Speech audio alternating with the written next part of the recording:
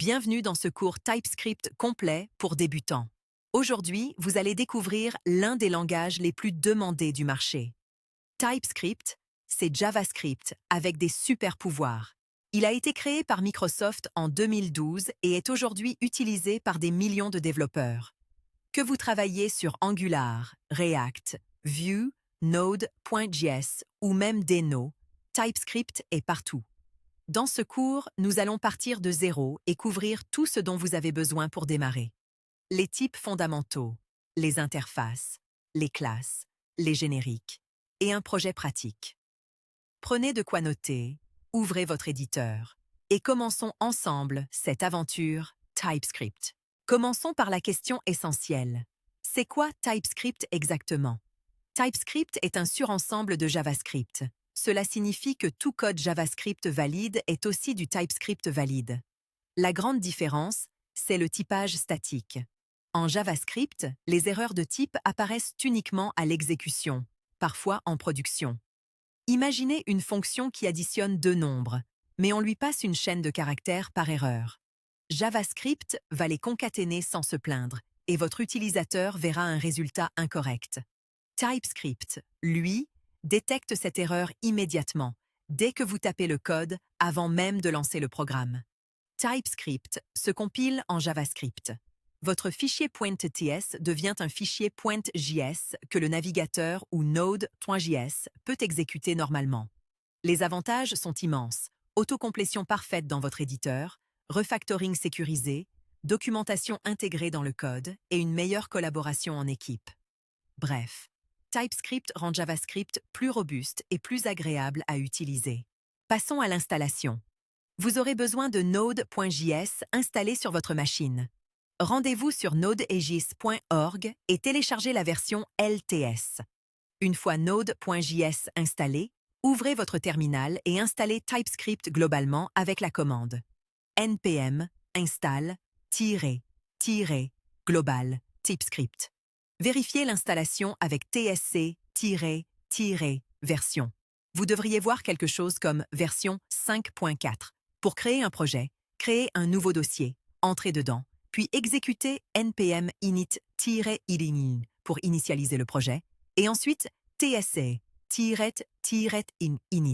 pour générer le fichier tsconfig.json. Ce fichier tsconfig.json est le chef d'orchestre de votre projet TypeScript. Il indique à TypeScript quelle version de JavaScript cibler, où trouver vos fichiers sources, ou mettre les fichiers compilés. L'option strict à true est très importante. Elle active toutes les vérifications strictes qui vous protégeront des bugs courants. Pour compiler, utilisez simplement tsc, suivi du nom de votre fichier, et en mode watch, tsc-it watch recompile automatiquement à chaque sauvegarde. Je vous recommande Visual Studio Code comme éditeur. Il a un support TypeScript natif exceptionnel, aucune extension supplémentaire nécessaire. Parlons maintenant des types fondamentaux de TypeScript. Les trois types primitifs de base sont string pour les chaînes de caractères, number pour les nombres entiers et décimaux, et boolean pour les valeurs vraies ou faux. Vous avez aussi null et undefined pour l'absence de valeur. Le type any est un peu spécial. Il désactive le typage pour une variable. Cela peut sembler pratique au début, mais c'est une mauvaise pratique à éviter. Si vous utilisez any partout, vous perdez tous les avantages de TypeScript. Préférez unknown, qui est un any sécurisé. TypeScript vous oblige à vérifier le type avant d'utiliser la variable. Pour les tableaux, on écrit le type suivi de crochets. Par exemple, number crochet pour un tableau de nombres. Les tuples permettent de définir un tableau de longueur fixe avec des types précis pour chaque position. Et les nums vous permet de créer un ensemble de constantes nommées, très pratique pour les états, les directions ou les rôles dans votre application. Voyons maintenant comment déclarer des variables en TypeScript. Vous avez deux façons d'indiquer le type d'une variable. Soit vous l'écrivez explicitement avec deux points suivis du type après le nom de la variable. C'est ce qu'on appelle l'annotation de type. Soit vous laissez TypeScript le déduire automatiquement. C'est l'inférence de type. Par exemple, si vous écrivez const nom égal, guillemets Alice guillemets, TypeScript comprend tout seul que nom est de type string. C'est intelligent. Vous n'avez pas besoin d'écrire le type partout. TypeScript fait le travail pour vous. Une fonctionnalité très puissante est le type union, qui permet à une variable d'être de plusieurs types. Par exemple, string bar vertical number signifie que la variable peut être soit une chaîne, soit un nombre. Et les types littéraux vous permettent de restreindre les valeurs autorisées. Par exemple, un type direction qui accepte uniquement nord, sud, est ou ouest. Si vous essayez d'assigner autre chose, TypeScript vous signale l'erreur immédiatement. Enfin, une règle d'or. Préférez toujours constalet et n'utilisez jamais var. Les fonctions typées sont au cœur de TypeScript. Pour typer une fonction, vous ajoutez 2 points et le type après chaque paramètre, et vous indiquez le type de retour après la parenthèse fermante, avant l'accolade. Par exemple, fonction saluer. Prenons 2 points string. 2 points string ouvre l'accolade. TypeScript s'assure que vous retournez bien une chaîne de caractères. Un paramètre optionnel se marque avec un point d'interrogation après son nom. Si le paramètre est absent, sa valeur sera undefined. Vous pouvez aussi lui donner une valeur par défaut directement dans la signature. Les arrow functions se typent de la même façon. Parenthèse, nom, 2 points type, parenthèse, 2 points type, retour, flèche, corps. Pour les fonctions qui ne retournent rien, utilisez void.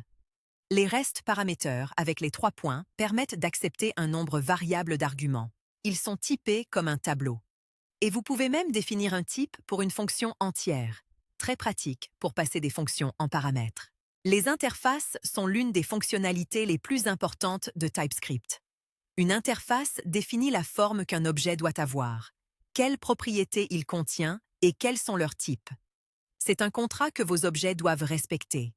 Si vous oubliez une propriété ou mettez le mauvais type, TypeScript vous le signale. Le point d'interrogation après une propriété la rend optionnelle. Le mot-clé read-only devant une propriété la rend immuable. Une fois initialisée, elle ne peut plus être modifiée. Vous pouvez étendre une interface avec extend pour ajouter des propriétés.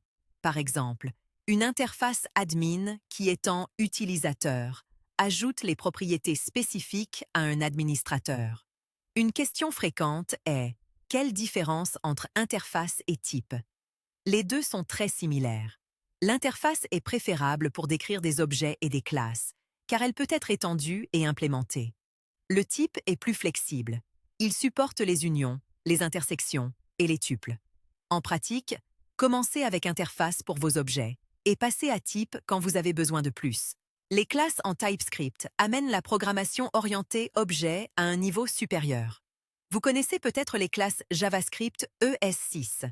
TypeScript leur ajoute les types et les modificateurs d'accès. Le modificateur public rend une propriété ou méthode accessible de partout. C'est le comportement par défaut si vous n'écrivez rien. Le modificateur private restreint l'accès à l'intérieur de la classe uniquement. Personne à l'extérieur ne peut lire ou modifier une propriété privée. C'est l'encapsulation. Vous cachez les détails d'implémentation. Le modificateur protected est intermédiaire. La propriété est accessible dans la classe et dans ses sous-classes, mais pas à l'extérieur. Read-only interdit la modification après l'initialisation. Il y a une syntaxe très pratique pour le constructeur. Vous pouvez écrire public x:2.t directement dans les paramètres du constructeur, et TypeScript crée automatiquement la propriété et l'affecte. Pour l'héritage, utilisez extend suivi du nom de la classe parente. N'oubliez pas d'appeler super dans le constructeur pour initialiser la classe parente. Et implement permet à une classe de s'engager à respecter une interface. Les génériques sont une fonctionnalité avancée mais fondamentale de TypeScript. Imaginez que vous voulez écrire une fonction qui retourne le premier élément d'un tableau. Si vous typez le paramètre avec Annie crochet et le retour avec Annie, vous perdez l'information de type. Vous ne savez plus si le résultat est un string, un number, un objet. Les génériques résolvent ce problème élégamment. Vous ajoutez un paramètre de type entre chevrons, généralement la lettre T, et TypeScript remplace T par le vrai type lors de l'appel.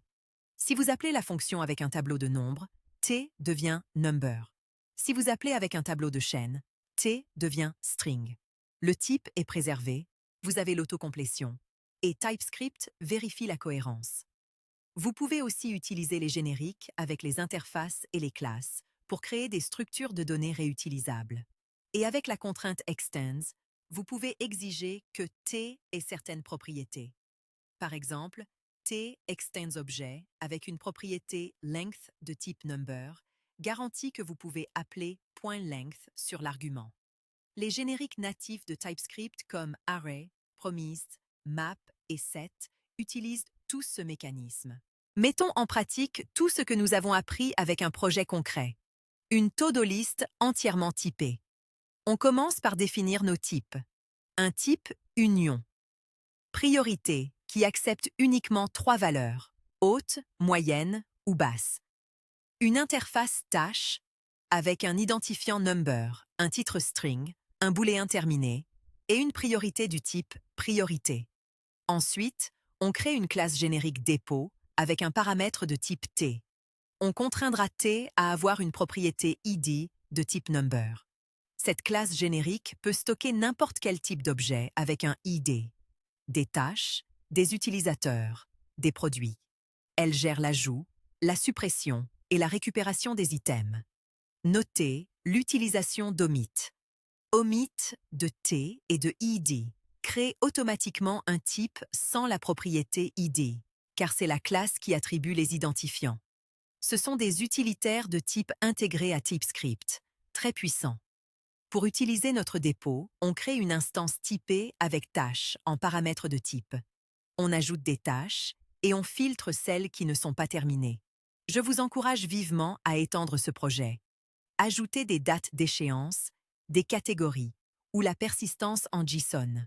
Voici votre cheat sheet TypeScript. Tout ce qu'il faut retenir en un coup d'œil. En haut à gauche, les types et variables. String, number. Boolean pour les primitifs. Nul et undefined pour l'absence de valeur. Any à éviter. Unknown à préférer. Préférer const. Utilisez let si nécessaire. Jamais var. L'union avec la barre verticale et les types littéraux entre guillemets. En haut à droite, les fonctions. Typez toujours vos paramètres et votre valeur de retour. Le point d'interrogation pour les paramètres optionnels. Le signe égal pour les valeurs par défaut. Les arrows fonctions sont très utilisés dans les callbacks. En bas à gauche, interface et classe. Interface définit la forme d'un objet. Le point d'interrogation pour les propriétés optionnelles. Read-only pour l'immuabilité. Les classes utilisent public, private et protected. Extant pour l'héritage, implement pour les interfaces. En bas à droite, les génériques et les utilitaires. Les chevrons pour les génériques, extant pour contraindre, et les utilitaires natifs, partial, read-only, pick, omit et record, qui vous évitent de réécrire des types courants. Félicitations! Vous venez de terminer ce cours TypeScript pour débutants. Vous savez maintenant utiliser les types fondamentaux, annoter vos variables et vos fonctions, créer des interfaces pour définir la forme de vos objets, utiliser les classes avec les modificateurs d'accès et écrire des fonctions génériques réutilisables. Ce sont les fondements sur lesquels tous les développeurs TypeScript construisent. TypeScript s'apprend en pratiquant. Commencez par ajouter TypeScript à un petit projet existant ou créer une nouvelle application from scratch. Les prochaines étapes sont les utility types comme partial et read-only, les décorateurs pour la métaprogrammation, et les frameworks comme Nest.js ou Angular qui exploitent TypeScript à fond. Si cette vidéo vous a été utile, laissez un pouce bleu, abonnez-vous pour ne pas manquer les prochains cours et partagez vos premiers programmes TypeScript dans les commentaires. Je lis et je réponds à tous les commentaires. Merci de votre attention et à très bientôt pour la suite.